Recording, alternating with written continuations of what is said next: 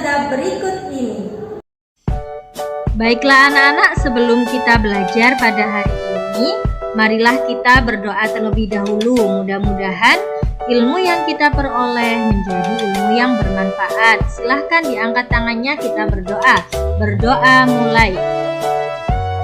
Amin ya robbal alamin. Berdoa selesai. Anak-anak tetap semangat ya untuk mengikuti kegiatan daring. Meskipun belajar dari rumah, kita harus tetap semangat, oke? Baiklah anak-anak, untuk tujuan pembelajaran kita hari ini yang pertama adalah kalian bisa menyebutkan faktor-faktor penyebab terjadinya perubahan lingkungan.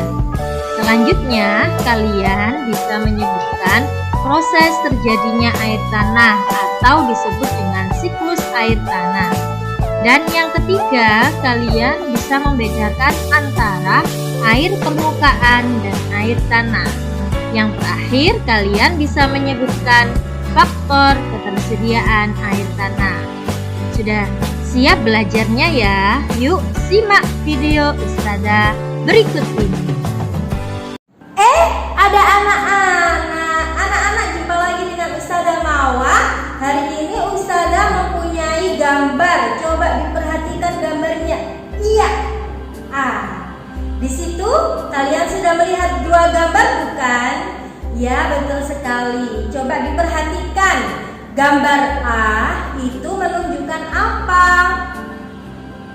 Iya, betul sekali. Gambar A menunjukkan daerah yang subur, yang memiliki banyak cadangan air. Sedangkan untuk gambar B, apa coba? Iya, daerah gambar B adalah daerah yang gersang dan tidak memiliki cadangan air yang melimpah. Anak-anak, tahukah kalian bahwa lingkungan kita itu bisa berubah sewaktu-waktu? Lingkungan A bisa berubah menjadi lingkungan B jika kita tidak merawatnya dengan baik. Begitupun sebaliknya, lingkungan B bisa berubah menjadi lingkungan A kalau kita merawatnya dengan sangat baik.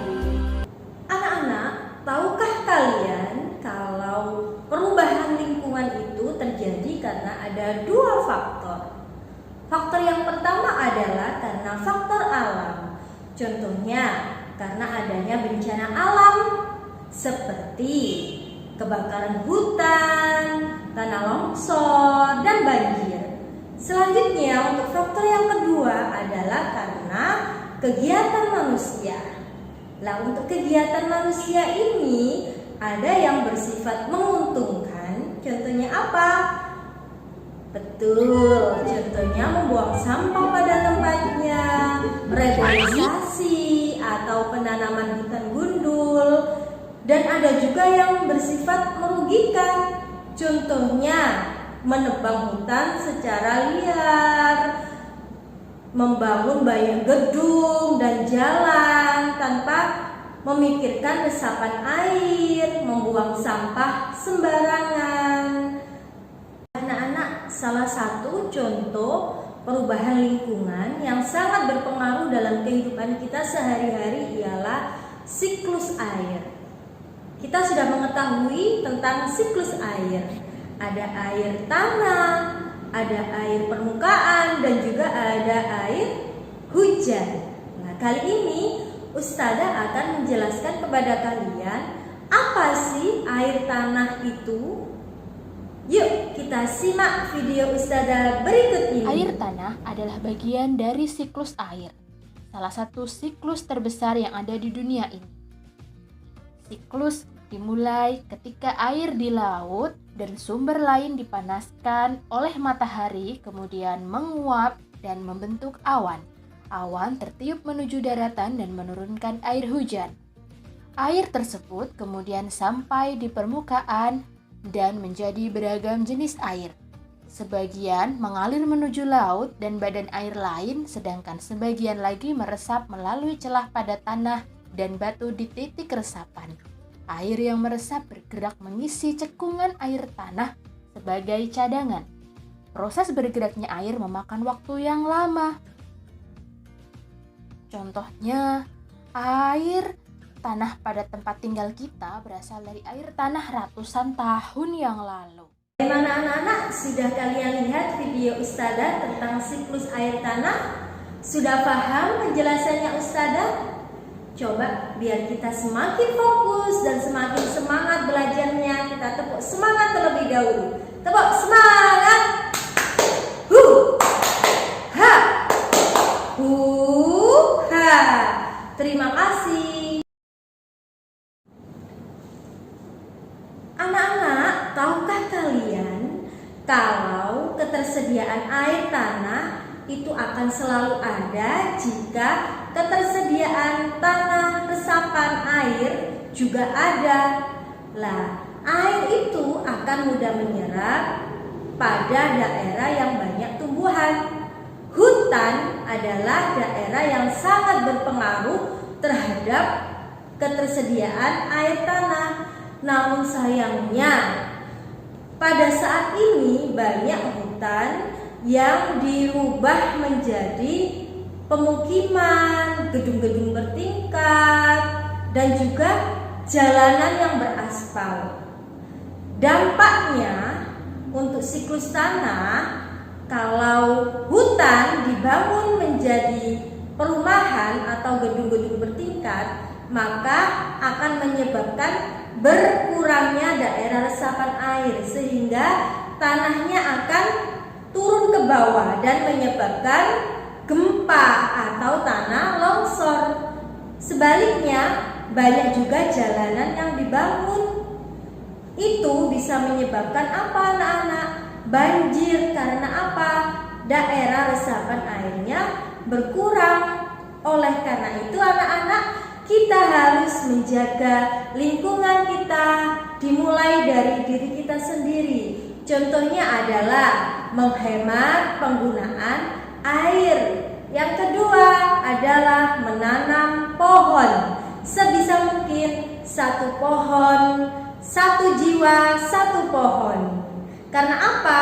Pohon itu sangat bermanfaat untuk penyerapan air. Selain itu juga bermanfaat untuk ketersediaan oksigen untuk pernafasan kita. Anak-anak, agar pemahaman kalian tentang air tanah dan air permukaan bertambah, silahkan lakukan kegiatan yang ada di kitab tema 8 halaman 57. Lakukan di rumah ya. Jangan lupa untuk selalu meminta tolong kepada mama, papa, atau orang tua kalian di rumah jika merasa kesulitan. Dan jika ada pertanyaan tentang materi hari ini, boleh video call Ustazah, chatting Ustazah akan menjawab dengan senang hati. Baiklah anak-anak, usai sudah pembelajaran dengan Ustazah Mawar hari ini. Hari ini kita sudah belajar tentang yang pertama adalah perubahan lingkungan. Perubahan lingkungan dapat terjadi karena faktor alam dan faktor manusia. Selanjutnya kita belajar tentang siklus tanah. Siklus tanah ini berkaitan dengan siklus air. Air tanah sendiri ialah air yang berada di bawah permukaan tanah. Sedangkan untuk air permukaan ialah air yang berada di permukaan tanah. Contoh dari air tanah adalah air sumur. Sedangkan untuk air permukaan ialah air sungai, air laut, dan air danau. Ketersediaan air tanah bisa selalu tersedia jika ada daerah resapan air. Air akan mudah meresap melalui tumbuhan. Oleh karena itu, kita harus menjaga lingkungan kita agar ketersediaan air tanah selalu ada, dengan cara menghemat penggunaan air dan juga menanam banyak pohon di sekitar kita. Terima kasih anak-anak atas perhatiannya. Jangan lupa untuk selalu beribadah, belajar, dan tentunya menjaga kesehatan supaya tubuh kita selalu sehat. Terima kasih. Wassalamualaikum warahmatullahi